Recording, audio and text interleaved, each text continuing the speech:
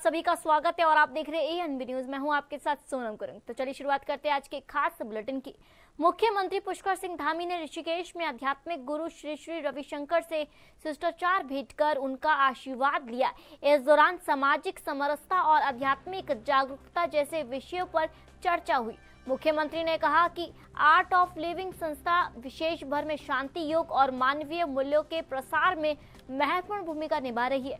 उन्होंने उत्तराखंड जैसे आध्यात्मिक प्रदेश के लिए ऐसे मार्गदर्शन को प्रेरणादायक बताया। वहीं श्री श्री रविशंकर ने राज्य की उन्नति और समृद्धि की कामना करते हुए उत्तराखंड की आध्यात्मिक विरासत को और सशक्त बनाने पर जोर दिया।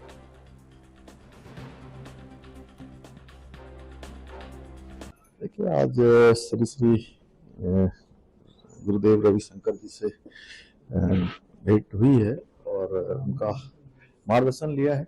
वो धर्म के क्षेत्र में, अध्यात्म के क्षेत्र में अनेक सामाजिक कार्यों को उनके द्वारा लगातार आगे बढ़ाया जा रहा है। लगातार लोगों को अच्छे मार्ग पर लाया जा रहा है। पूरे देश के अंदर लाखों लाखों लोग आज उनसे प्रेरणा पाकर काम कर रहे हैं।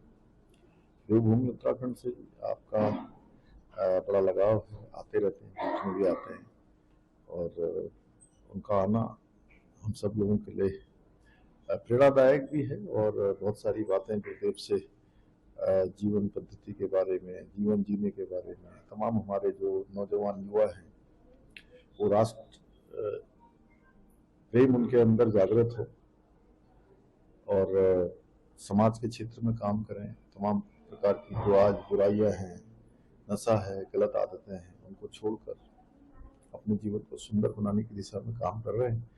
तो गुरुदेव से हमने कहा आगे भी उनका आना होगा। मुख्यमंत्री पुष्कर सिंह धामी से मुख्यमंत्री आवास में चिनियासौड़ क्षेत्र के जनप्रतिनिधियों ने भेंट कर बड़गांव चौपड़ा कंसला मोटर मार्ग और दावरीखोल जोखणी मोटर मार्ग को प्रशासकीय और वित्तीय स्वीकृति देने पर आभार जताया। भाजपा प्रदेश मीडिया प्रभारी मनवीर सिंह चौहान के नेतृत्व में पहुंचे प्रतिनिधि मंडल ने क्षेत्र के विकास कार्यों के लिए मुख्यमंत्री का धन्यवाद किया। मुख्यमंत्री ने कहा कि प्रदेश के सभी क्षेत्रों का संतुलित विकास सरकार की प्राथमिकता है और गांव तक सड़क सहित मूलभूत सुविधाएं पहुंचाई जा रही है। उन्होंने जनप्रतिनिधियों से विकास योजनाओं के क्रियान्वयन में सक्रिय भागीदारी निभाने की अपेक्षा की है।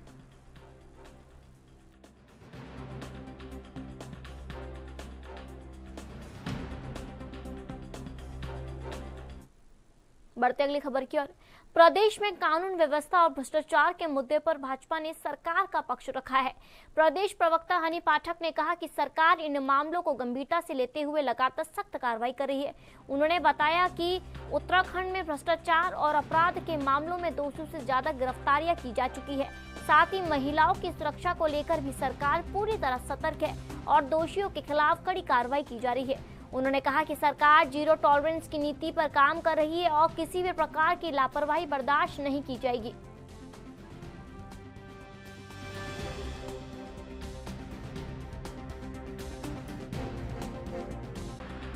क्या सरकार को सोचना चाहिए इस तरफ भी गंभीरता से? देखिए, ऐसा है, सरकार गंभीरता से इन सभी चीजों को देख रही है और अगर आप देखें तो 200 से ज्यादा गिरफ्तारियां हमारे उत्तराखंड में भ्रष्टाचार को लेकर और अपराधों को लेकर करी गई है। इसी क्रम में महिलाओं की सुरक्षा को देखते हुए सरकार लगातार गंभीरता अपना रही है।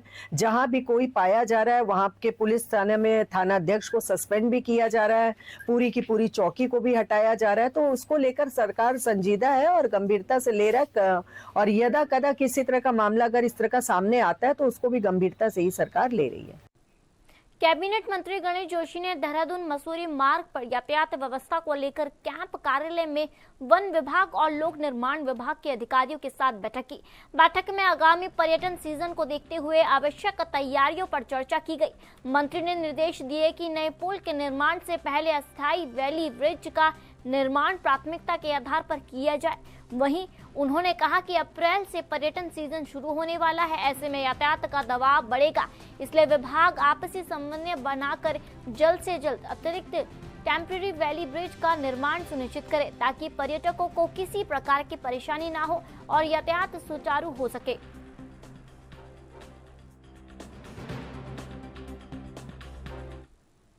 विधानसभा चुनाव की तैयारियों के बीच भाजपा में अंदरूनी कलह अब खुलकर सामने आ रही है। बद्री केदार मंदिर समिति के पूर्व अध्यक्ष अजेंद्र अजय की नाराजगी सोशल मीडिया पर सामने आते ही सियासत गर्मा गई है। इस मुद्दे पर कांग्रेस नेता हरक सिंह रावत ने भाजपा पर निशाना साधते हुए कहा कि पार्टी कई गुटों में बटी हुई है।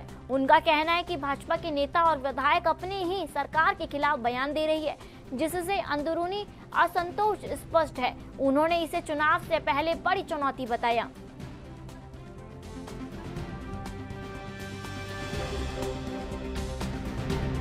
चाहे रामशरण होटल विकास नगर में भ्रष्टाचार की बात, भ्रष्टाचार और घोटाले की बात कर रहे हूँ, चाहे अजय जो है पीड़ा जाहिर कर रहा हो, दुख जाहिर कर रहा हो, चाहे अरविंद पांडे जी बात बोल रहा हूँ, चाहे दिलीप रावत बोल रहा हो, चाहे भरत चौधरी जूते की नोक की बात करता हो मंच से, कि जूते की नोक पे काम कराऊंगा, खुलेआम बोलता हो, ये साबित कर रहा है कि इसमें भाजपा के अंदर, चाहे त्रिवेंद्र रावत जी माननीय सांसद हमारे हरिद्वार के, वो पार्लियामेंट में प्रदेश में भ्रष्टाचार के मुद्दे को उठाते हो, आपदा के मुद्दे को उठाते हो, कि वहां रात ठीक से नहीं हो रही है, ये साबित करता है। चाहे आपने अनिल बलूनी जी सांसद पौड़ी गढ़वाल पार्लियामेंट में उठा रहे हो, जो प्रदेश सरकार का काम था उसको केंद्र के पार्लियामेंट में उठा रहे हो, ये साबित कर रहा है कि भाजपा इस समय 2-3 गुटों में नहीं, इतने गुटों में बटी है। बढ़ते अगली खबर की ओर। गैस सिलेंडर की कीमतों को लेकर जारी सियासी घमासान के बीच भाजपा ने कांग्रेस पर तीखा पलटवार किया है। प्रदेश महामंत्री कुंदन परिहार ने कहा कि केंद्र सरकार ने अंत्योदय और उज्ज्वला योजना के तहत करोड़ों लोगों को गैस कनेक्शन देकर बड़ी राहत दी है। उन्होंने कांग्रेस पर निशाना साधते हुए कहा कि उसके शासनकाल में भी गैस सस्ती नहीं थी। परिहार ने माना कि वर्तमान में कीमतों में कुछ बढ़ोतरी हुई है, लेकिन सरकार आम जनता को राहत देने के लिए संतुलन बनाने का लगातार प्रयास कर रही है।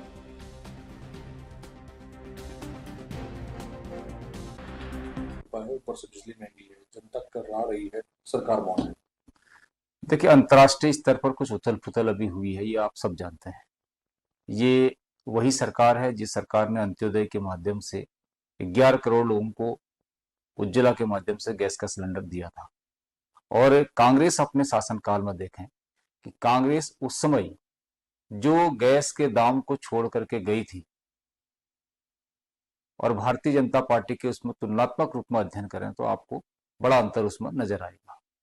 कांग्रेस तो अपने समय में कुछ कर नहीं पाई है, वर्तमान समय में कुछ दाम बढ़े हैं, लेकिन सरकार इसको लेकर के गंभीर है। हम समझते हैं कि शीघ्र ही इन सब में संतुलन बैठ जाएगा। वक्त हो गया छोटे से ब्रेक का।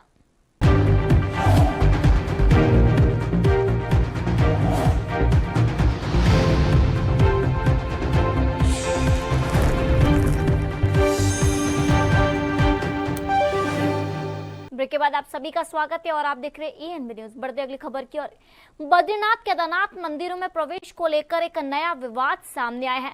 आपको बता दें, बीकेटीसी के अध्यक्ष हेमंत ने कहा कि बॉलीवुड कलाकार सारा अली खान को मंदिर में प्रवेश करने से पहले शपथ पत्र देना होगा कि वह सनातन धर्म में आस्था रखती है। हाल ही में मंदिर समिति ने निर्णय लिया है कि बद्रीनाथ केदारनाथ सहित 47 मंदिरों में गैर सनातनियों का प्रवेश प्रतिबंधित रहेगा। इस बयान के बाद सियासत भी तेज हो गई है। कांग्रेस की प्रवक्ता प्रतिमा सिंह ने इस पर प्रतिक्रिया देते हुए कहा कि ये केवल विवाद पैदा करने के लिए दिया गया बयान है।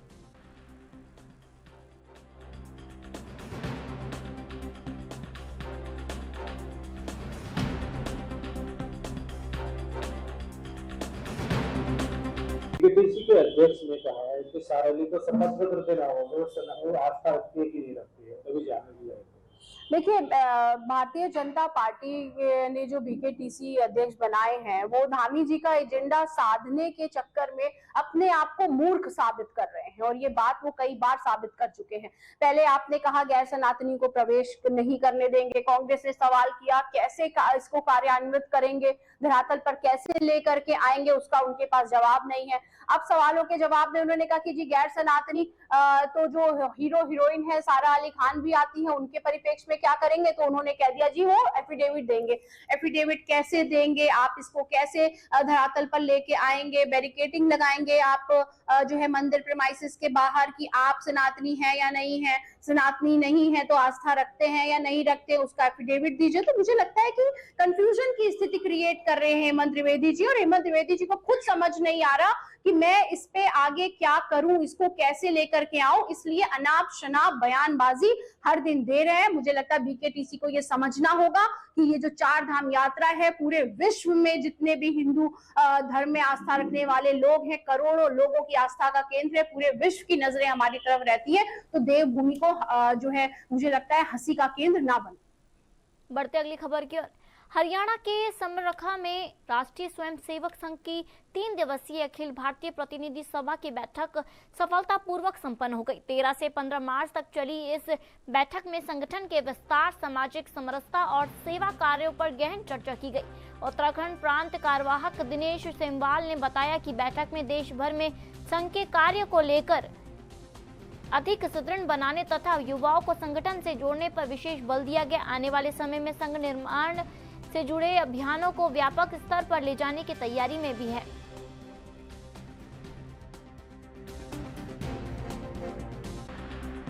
महानगरों को हमने बांटा है। ऐसे 22 और 57 ऐसे शेष नगर हमारे हैं, तो एक नगर इकाई एक स्थान होता है। ऐसे ग्रामीण क्षेत्र में हम मंडल कहते हैं। मंडल यानी 8-10 गांव का जो केंद्र है उसको मंडल, वो एक स्थान ग्रामीण क्षेत्र का हो गया, उस स्थान की गिनती। कुल मिलाकर ऐसे 56,830 स्थानों पर हमारा दैनिक प्रत्यक्ष दैनिक शाखा का कार्यक्रम चलता है। इसके साथ कुछ कार्यक्रम हमारे ऐसे हैं जो सप्ताहवार में, उसको साप्ताहिक मिलन कहते हैं। शाखा जैसे ही है, सप्ताह में एक दिन शाखा जैसे ही कार्यक्रम रहते हैं, तो वो भी लगभग 32,606 स्थानों पर और पूरे देश में ऐसे मिलन चलते हैं। एक प्रकार वो है जो जहाँ न दैनिक है न साप्ताहिक है, लेकिन माह में हम जाते हैं, समसामयिक विषयों की वहाँ पर चर्चा करते हैं, वो माह में एक बार जा करके, तो ऐसे उस स्थान को कहते हैं मंडली। तो ऐसे 13,211 स्थानों पर हमारी ऐसे मंडली है और लगभग पूरे देश के अंदर 6,602 खंड है। खंड यानी ब्लॉक इकाई, तो 6,000। बढ़ते अगली खबर की ओर। रमजान के महीने के बीच उत्तराखंड वक्फ बोर्ड ने जरूरतमंद परिवारों के लिए एक सराहनीय कदम उठाया। बोर्ड के अध्यक्ष शादाब शम्स ने घोषणा की है कि ईद के पावन मौके पर कोई भी गरीब परिवार खुशियों से वंचित ना रहे, इसके लिए विशेष ईद किट का वितरण किया जा रहा है। शादाब शम्स ने बताया कि वक्फ बोर्ड की विभिन्न समितियां इस सेवा कार्य में जुटी हुई है। साथ ही उन्होंने समाज से अपील की है कि वो अपनी आय का कुछ हिस्सा मुस्लिम और गैर मुस्लिम जरूरतमंदों की मदद में लगाए, ताकि इंसानियत का पैगाम आम हो सके।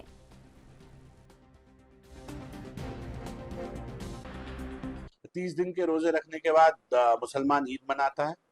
उम्मीद कर रहे हैं कि 21 तारीख में ईद होगी, तो जो गरीब मुसलमान हैं जिनके लिए वक्फ बना था, जो सदका, ज़कात, खैरात का पैसा जिनको जो मुस्तहिक हैं उसके, मुझे लगता है कि उनकी भी ईद बन जाए, उनके घर पे मीठा बन जाए। तो उसके लिए हमने वक्फ बोर्ड के माध्यम से तमाम जितनी भी प्रदेश के अंदर हमारी मैनेजमेंट कमेटीज हैं, जितने भी मुतवल्ली हैं, प्रशासक हैं, सबको कहा है कि गरीबों का ध्यान रखें और सबको ईद किट बांटने का काम करें। ईद किट के अंदर दूध, चीनी, चावल, सिवई इसकी व्यवस्था की गई है ड्राई फ्रूट्स के साथ, कि सब बांटें तो गरीबों की भी ईद बन जाए, उनके बच्चे भी कमल की तरह, उनके बच्चों के चेहरे भी खिल जाएं। तो मेरा मानना है जो गरीब लोग हैं जिनके पास कपड़े नहीं है, मैनेजमेंट कमेटीज भी उनका ध्यान रखे, और आम मुसलमान जो 2.5% अपनी ज़कात, अपनी कमाई का 2.5% देता है, वो भी ये ध्यान रखे कि मदरसों की तरफ कम ध्यान रखें, और जो गरीब लोग हैं चाहे वो मुस्लिम हैं या गैर मुस्लिम भी हैं, इस वक्त जिसको आवश्यकता है दिल खोल के लोगों की सहायता करें। यही इंसानियत है और यही दीन। अध्यक्ष जी, क्योंकि एलपीजी गैस वक्त हो गया छोटे से ब्रेक का।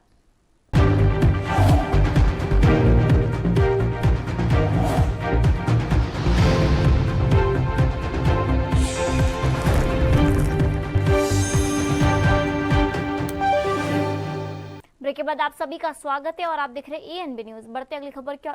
प्रदेश में रसोई गैस को लेकर जारी विवाद के बीच कांग्रेस ने सरकार पर सवाल उठाए हैं। कांग्रेस प्रवक्ता शिषपाल सिंह बिष्ट ने कहा कि सरकार एक और गैस की पर्याप्त उपलब्धता का दावा कर रही है, वहीं दूसरी ओर उपभोक्ताओं पर 25 से 45 दिन की बुकिंग सीमा लागू की जा रही है।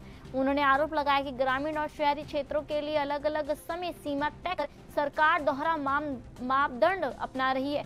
बिष्ट ने कहा कि यदि गैस की कोई कमी नहीं है तो ऐसी बाध्यता का औचित्य सरकार को स्पष्ट निर्देशित करना होगा।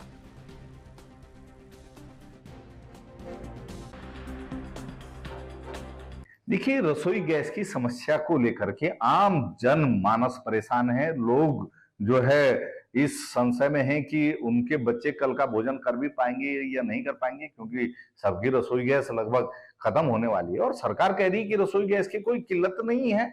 अगर रसोई गैस की किल्लत नहीं है तो आपने गांव और शहर को अलग अलग कैटेगरी में बांट दिया। शहरी क्षेत्र में आप कह रहे हैं कि 25 दिन की बुकिंग के बाद दोबारा आप बुकिंग करा पाएंगे। ग्रामीण क्षेत्रों में आप कह रहे हैं कि 45 दिन बाद आप दोबारा गैस बुक करा पाएंगे।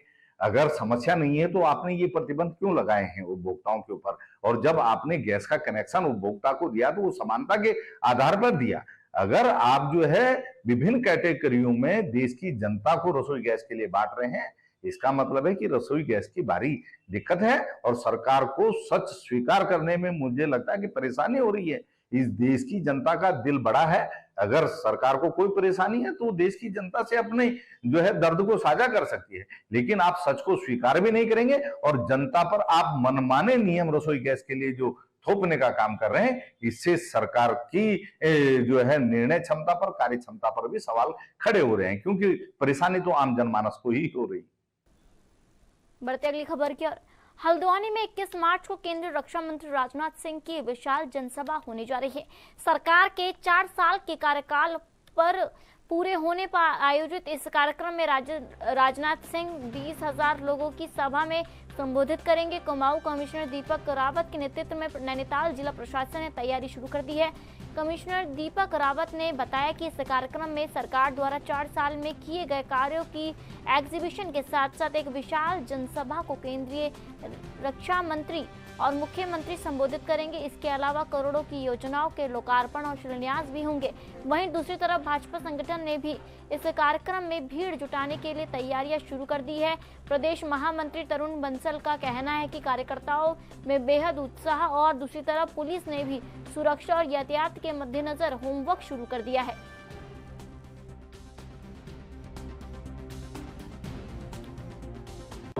माननीय उत्तराखंड सरकार के निर्देशन में सरकार की 4 साल की जो कंप्लीशन के उपलक्ष्य में अभी एक महा रैली जो है, मेगा रैली जो है, पब्लिक रैली आयोजित है, जिसमें भारत सरकार की माननीय डिफेंस मिनिस्टर माननीय राजनाथ सिंह जी, श्रीमान राजनाथ सिंह जी पधार रहे हैं। यहाँ पर सरकार के 4 साल के उपलक्ष्य में विभिन्न स्टॉल्स लगे हैं। 40-50 हजार से भी अधिक क्राउड्स आ रहे हैं। इस पूरे जनसभा, ये विशाल जनसभा और पब्लिक प्रोग्राम और एक्सपो के लिए हमने इस पूरे सेक्टर को विभिन्न जोन्स, सेक्टर्स और सुपर जोन्स पे हम बांटेंगे। कुल मिला के बहुत बड़ी स्तर पे बात करें को 3 देखिए, सरकार के 4 साल अभी हमारे पूरे हुए हैं माननीय पुष्कर सिंह धामी जी के नेतृत्व में, और 4 साल के कार्यक्रम पूरे प्रदेश भर में होने हैं। उसी परिप्रेक्ष्य में अभी हमारी हरिद्वार में माननीय अमित शाह जी की रैली हुई है और अब 21 तारीख को दिन में 12-12:30 बजे माननीय रक्षा मंत्री राजनाथ सिंह जी यहाँ पर आ रहे हैं और वो जनता को संबोधित करेंगे और निश्चित रूप से हमारी जो सरकार की उपलब्धियां हैं उनको बताने का काम हम करेंगे। एक एग्जीबिशन भी यहाँ लगा रहे हैं, वो एग्जीबिशन भी कुछ दिन तक रहेगी जिससे कि उसको लोग देख। बढ़ते अगली खबर की ओर। केदारनाथ धाम में गैर सनातनी लोगों के प्रवेश को लेकर बद्री केदार मंदिर समिति की अध्यक्ष हेमंत द्विवेदी का एक बड़ा बयान चर्चा में है। द्विवेदी ने बॉलीवुड अभिनेत्री सारा अली खान का जिक्र करते हुए कहा कि यदि वह दर्शन के लिए आती है तो उन्हें पहले सनातन धर्म में अपनी आस्था का शपथ पत्र देना होगा। उन्होंने स्पष्ट किया कि मंदिर में गैर सनातनी लोगों के प्रवेश पर पहले से ही पाबंदी है। इस बयान के बाद धार्मिक स्थलों पर प्रवेश की शर्तों को लेकर एक नई बहस भी छिड़ गई है।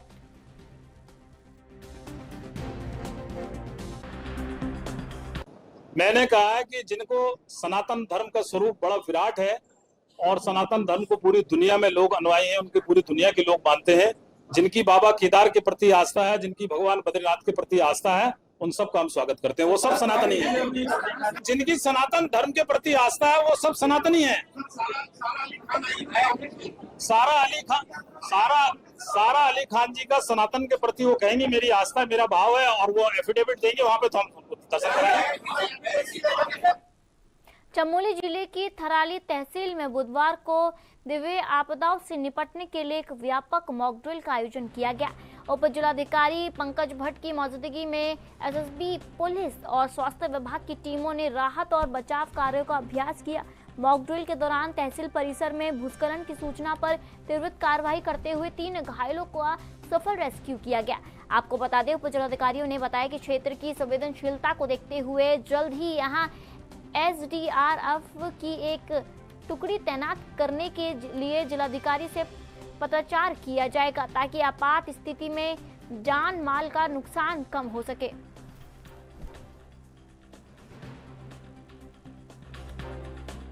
आपदा कंट्रोल रूम में सूचना मिली थी कि 11:05 के आसपास जो है कि जो तहसील परिसर के पीछे राडीबगढ़ जो क्षेत्र है, संवेदनशील क्षेत्र है, पहले भी यहाँ पर इस तरह की घटनाएं होती रही है और स्लाइड आ गया था ऊपर से और इसमें लगभग 3 लोगों के दबे होने की सूचना में प्राप्त हुई थी। तो तुरंत हमने कॉल करके मौके पे जो है हमारी डीडीआरएफ, एसडीआरएफ, एसएसबी ग्वालदम की जो यूनिट है, पुलिस बल है, इसके अलावा फायर जो डिपार्टमेंट है उसके कुछ जो कॉन्स्टेबल्स हैं उनको हमने बुलाया और तुरंत हम लोग रेस्क्यू जॉब के लिए हम लोग मौके पे पहुंचे। तो हमने वहाँ पे देखा कि लगभग 3 लोग वहाँ पे जो है घायल अवस्था में पड़े हुए थे, जिसमें एक जो है वो सीरियस इंजरी थी, उनको हेड इंजरी थी।